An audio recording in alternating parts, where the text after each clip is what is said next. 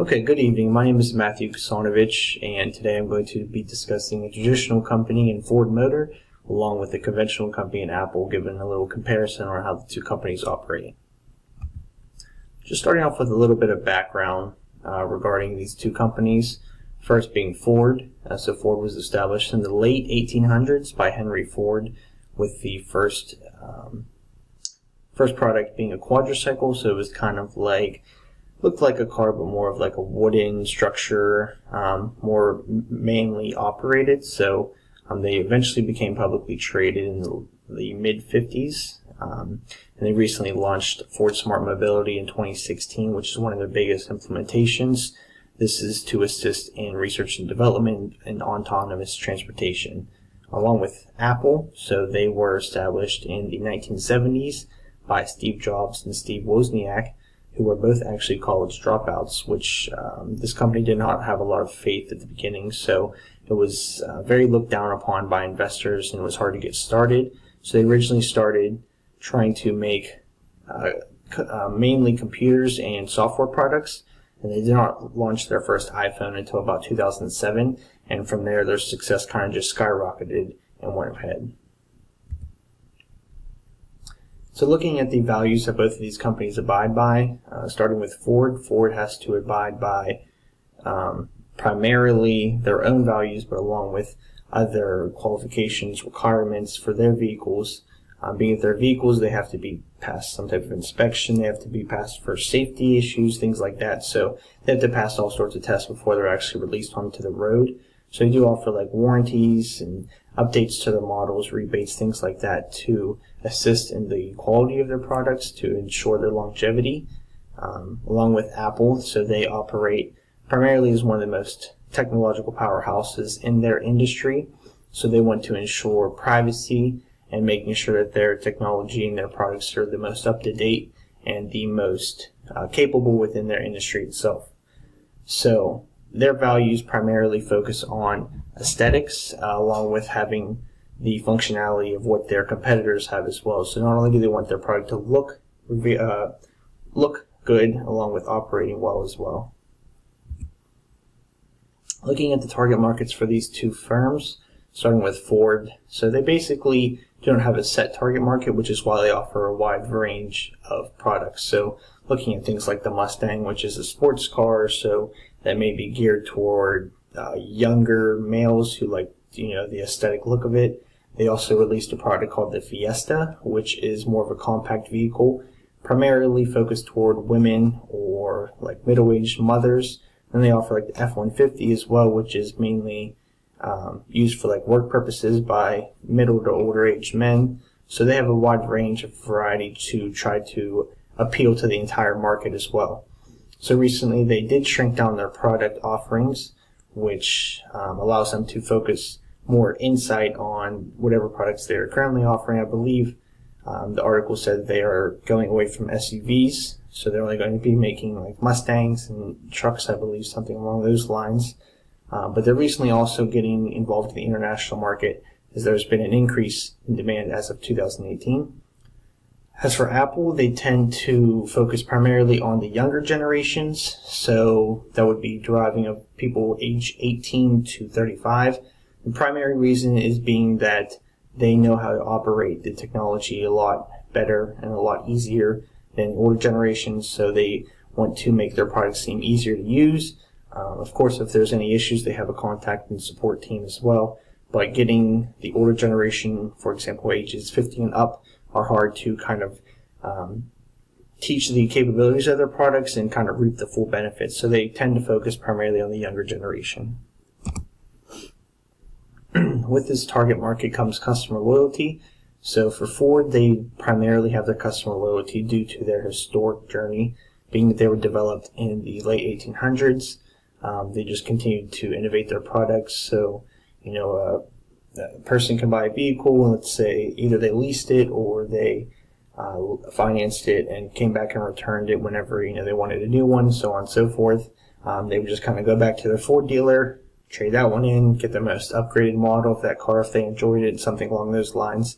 So Ford focused on the longevity of their products to kind of get customers to come back. They are one of the most loyal car brands in the United States, along with GM. So GM is, I believe, Chrysler, Chevrolet, and I think there's another one, Cadillac, I believe, is the three that they're mainly under. So they operate under three entire car companies itself, but Ford is one of the most loyal in the United States. For Apple, being that they have a shorter history, it took a lot more traction to get their customers to be loyal to them, although the industry was kind of upcoming and their business came pretty quick.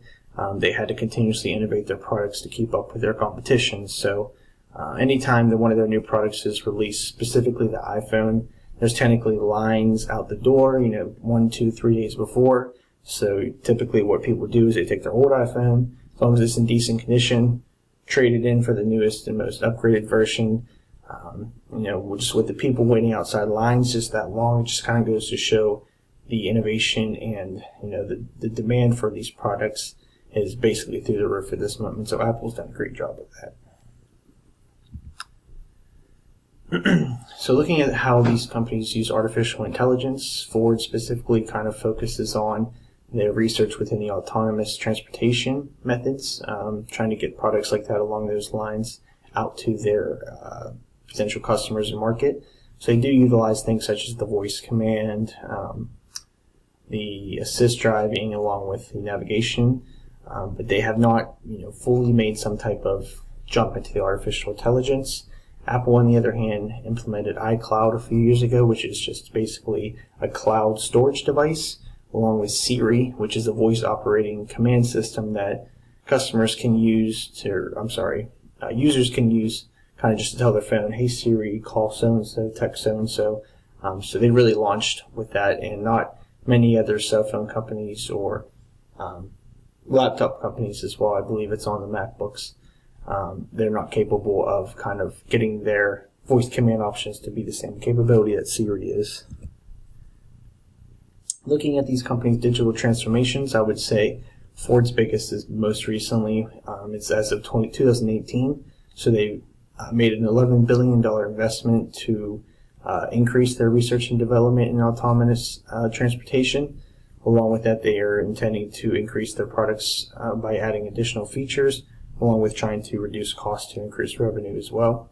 For Apple, I would say their biggest digital transformation would be jumping from primarily computer and software packages to that iPhone release back in 2007. I would say that would be easily their biggest jump in kind of building the success that they have been able to build and sustain today.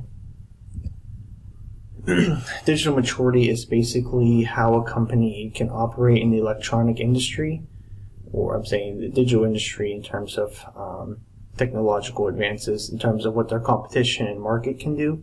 So Ford operates by this acronym FORD. So this kind of goes to show what they value and what they look for in their day-to-day operations. As I've talked about before, the things that they've implemented as well to try to change their culture. And I believe with this this investment they made last year, they just plan to see huge improvements in the next decade. As for Apple, they value excellence, creativity, and innovation.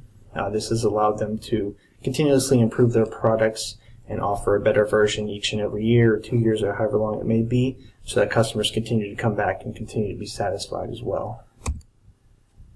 So for both these companies regarding data analytics, I did not find much information regarding how they use them on a day-to-day basis.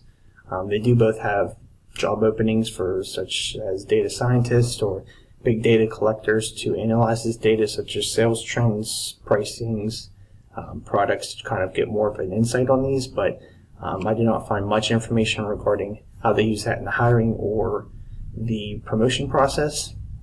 Although as these two topics begin to get more and more standardized within each and every industry, I think they will begin to be utilized a little bit more. Last but not least, my primary takeaways from these two companies, Ford being their bounce back that they had from 2006 recession. That was just a hard time for primarily every company in every industry. They lost their biggest amount in their history, which was about $14 billion. So just kind of seeing the comeback season that they've had, over the last decade or so to become a top 15 company as of this year. And just to kind of, change their strategy in order to be successful was really good to see. As for Apple, their original start was just a little bit shaky in terms of being started by two college dropouts. So I'm extremely motivated by Steve Jobs and regarding his inspiration, kind of what he says about finding work that suits you and that you're happy and love doing. As I enter my career here with the next few years, I look to find something that I can love going to work and enjoy doing every day. So I really admire Steve Jobs and the work that he's done over the last years.